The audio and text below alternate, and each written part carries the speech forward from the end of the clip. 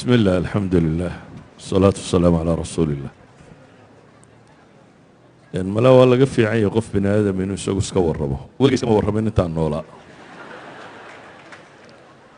يعني بدن با ما تي في أما قول الجرائد أما قول الراديو وهي ما تنا وكورة سنة ولا جينا ورما بحين ولا جينا تي في متجين. واحد ضد كده وضع مساجد داوم بيك قاتنا عشان ده هي الله. ده واحد سلا على مركز كور رمات كده بيسي. على النديدين ورمه. marka wax badan oo sheego runtii ay ku kordhinaysaa ma jiro waqtigiina la lumiyo maaha anu raga halkan fadhiyo oo ka wada daaweynaan u maleynaya Sheekh Maxamed Umar Mala isku dhadhownahay Mustafa Xaj Ismaaciil Haruun baa la yiraahdaa reer wadaadaaba ka dhashay aabahay xaaji baa uu ku magac dheeraan sheekh uu ahaa awogay aw Haruun baa la oran jiray awogay ka dambeeya aw Yusuf baa la oran jiray reer culimo oo diin ku taxan ayaan ka dhashay reer ahaan gobolka Burcaan ku dhashay waqtigii isticmaalkaanan dhashay intii aan dawladda Soomaaliyeed dalanin dadka geedka hoostiisa ku dhashayna waa ka mid ahay inkastoo aabahay Allah u naxariisto 45 sanadood buu cadan deganaa 1963 buu ka soo noqday laakiin dhaqanku wuxuu ahaa in islaamaha loo diro baadiyo ay baadiyo ku dhashaan iyadoo la diidan yahay dhakhtarka iyo ragga joogiya waxaasi aanay salaamuhu rabin ee loo diro hooyadeedo baadiyo joogta inay baadiyo lagu soo umuro intaan walaalaanay nin quraan kaga dhashay cadan inta yadi kalaba baadiyana loo diray baadiyana ku soo dhalanay baadiyaha gobolka Togdheer ee Burco ayaan ku dhashay isagaan wax ku bartay malcaamad dugsi hoose dugsi dhexe institute-kii Jarmalka Burco ku yaalay intaasaan ka baxay takhasuskaygu tumaalnimada leydku ahaa jaamacadda Soomaaliyeed baan ka baxay 1980kii iyadana takhasuskaygu tumaal leyda baan kaga baxay korontada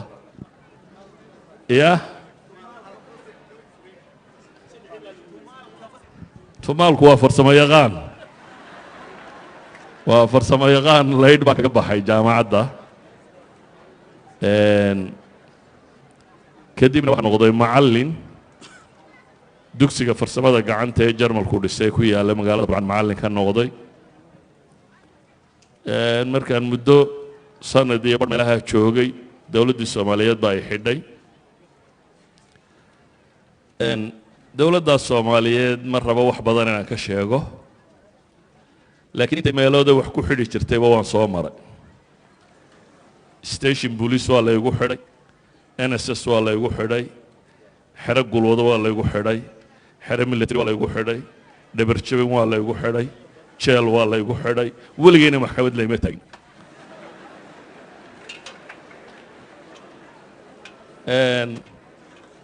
mararka qaarkoodna sanadaan ku jiray mararka qaarkood baan 30 bilood ku jiray على كل حال وحبرشة دينتنا وحن بيهيدون علماء الصوماليات ودن كدجن وحيانو كبوسني مجرين ودن دبدي ضانو بحي انتي دنبنا سانو تشوغون ودن كالصوماليا يا دقالذي جبهدوه كدعين مقالة برعان تشوغي مركين 1988 جبهدو صوغ الشي waqtigaas baan wadanka ka baxay Yurub iyo meelahaas aan niman xanuunsanayo aan walaalana geeyay anigoo Yurub jooga dawladda Soomaaliyeedna dhacday ilaa 99kii baan deganaa Yurub March 1999 baan dib ugu soo noqday magaalada Hargeysa ilaa haddana Hargeysa aan deganay laakiin socodkayga Yurub waa tiro badan yahay كوبي لا تكاسن ضد مبرعية هرجيس بان كدحية لكن وبدن هي سعود كيغا كون نقضه يوروبيا ميلها كون نقضه ان قبل نولولات كي سوماليا واجي هورانا اللي حدانات كينا الديمقراسي باي هيد ديمقراسي قبيل كان قصليسان هذا باركتان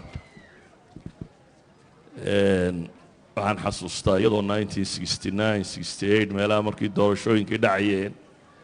dadku intay waddada maraan baa waxaa la odhan jiray dhulka yaale ilaahay baa leh ka sokowna reer hebel baa leh saasa cirka yaale cirka iyo dhulkaa la sheegan jiray heballada jiray dowladdii kacaanka ee soomaaliyeed markay qabsatayna scientific socialism baa la qaatay scientific socialismkuna wuxuu noqday diin la dirir annaguna dhallinyaro uun markaa waxoogaa diinta ka garatay oo aan sistamkaa ku qanacsanayne hortaagan baanu ahayn ma jirin cilmigu sidanuu hadda u faafsan yahay oo dowladdii soomaaliyeed waxay lahayd censorship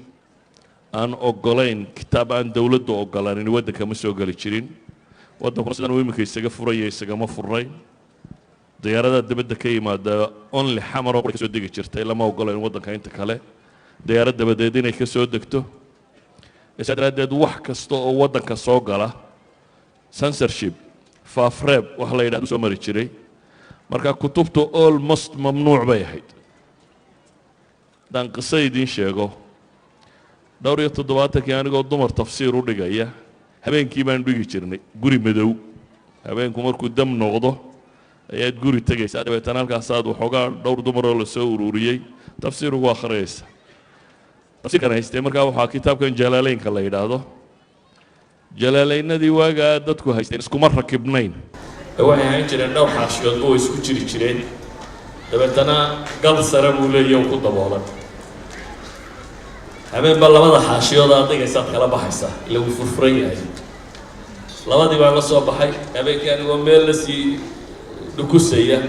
ayaa dabayliyey timo labadiina dabayshii baa qaadatay yacni kutub ma taallo badani aad bay cidhiidhi u ahayd culimo waddanka waa deganayd laakiin lama ogolayn inay wax dhigaan ama wax akhriyaan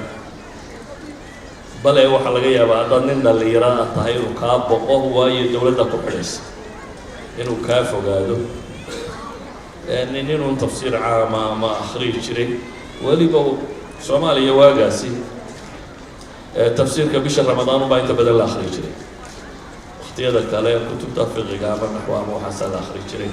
على كل حال waxaan uga daleeyay aan arrintan u tilmaamayo waxa weeyaan jaaniska ay idinku haysataan ma oolin waaga jaaniskana ay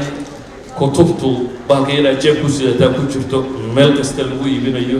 ay kitaab aad u baahato aad helayso electronically aad shaamilo soo download garaynayso oo dhowr iyo 10 kun oo mujalladay ku jiraan yani jaaniska sida tan ee qofku research samayn kara wax baxthi kara wax baari kara waaga ma oolin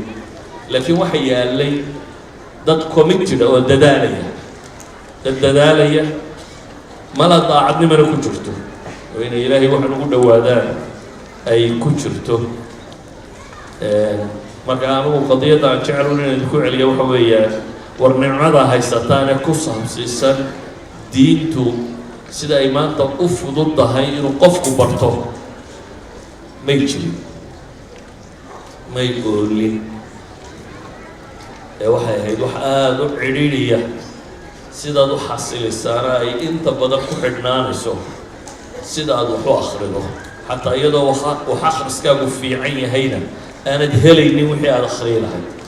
uu cidhiidhi kugu gelayo intan dambena dee meelaha un soomaalidu joogto baan wax ka sheegi jirnay anigu macallin baan ahaan jiray saa daraaddeed sheekh maan noqonin weli bana gaadhin macallinkuna daris loo diro buu soo diyaariyaa oo uu deedhiga waana laga yaabaa wakti aanay culamada soomaaliyeed haysanin qalabkan technology-ga inaan un yurub ka hortegayo wax akhriyo dad wuxuu akhriyay waxaan xasuustaa cajaladahan ugu badane hore ee 90yadii dadku dhegaysan jireen maqaaxaan ku akhriyi jiray Soomaaliyeed oo Norway maqaaxid Somali Welfare la yiraahdo Somali Welfare Organization ayaan ku dhawaan labadii toddobaad maalin wax maydeen akhriyaa oo ka sayraadeen niman carabaha ka tagay oo aan diinta isku fiicnayn baa ku badnaa markaasaan bilaabay inaan muxaadaraad xawla al-iimaan arkaan al-iimaan iyo xawla al-xadaara al-islaamiyya inaan ka warramo nin dhallinyaraa baan ah hadal badan 2 saac iyo dheeraad baan maalin ileen 14 cashaan mar helaya marka waxay noqotay markaa inaan 2 saac iyo dheeraad hadlo dadka markaa cajaladahaas baa soo gaadho markaas la siiyay mala ninkan sheekh weyn waa sheekh weynna marna ma noqonin laakiin uun fursad aanay jirin anigu in wax la duubo maan rabin waxaan xasuustaa waxba ha duubinaan ku yidhi nin dhallinyaraa baa intuu kamarad iska soo qaatay buu wuxuu yidhi sheekha ma fadhiyo wax akhriya ma iska tagin halka dambe la fadhiistay markaa waxaan kala doortay inaan wax akhriyo iyo inaan iska tago markaasaan iska akhriyey dariskii dambaan imi maalintii dambe cajaladu sidan iminka ay u badayn uma badnayna VHS bay ahaan jireen VHS-kana warshad baa badin jirtay keliya intay cajaladii qaadeen bay warshad geeyeen dabeetana dhowr boqol cajaladood bay ka dhigeen iyagoo meesha ku iibinayaan ugu imin cabdillaahi xuseen kaahiye la yidhaahda iyo inaa looran la yidhaahda iyo axmed baaruud iyo